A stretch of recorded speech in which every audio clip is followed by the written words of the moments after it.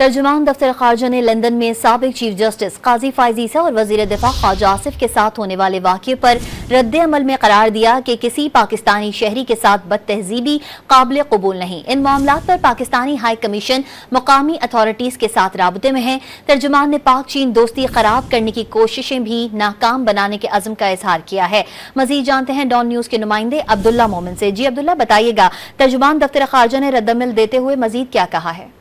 जी बिल्कुल, आज एक मुफस्सल ब्रीफिंग थी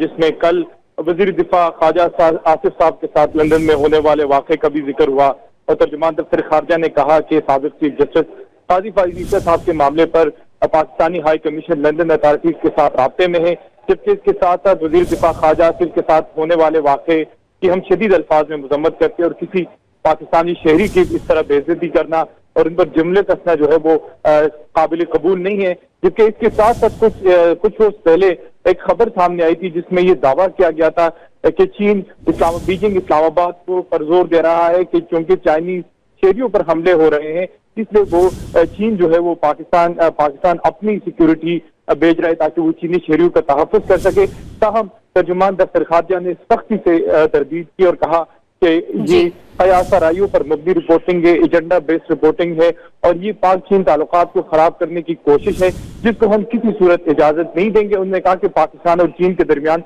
मुख्तलिफ फोरम्स पे इंसदाद दहशतगर्दी और चीनी शहरियों के तहफ़्फ़ुज़ पर डायलॉग होते हैं, लेकिन इस तरह की खबरें जो है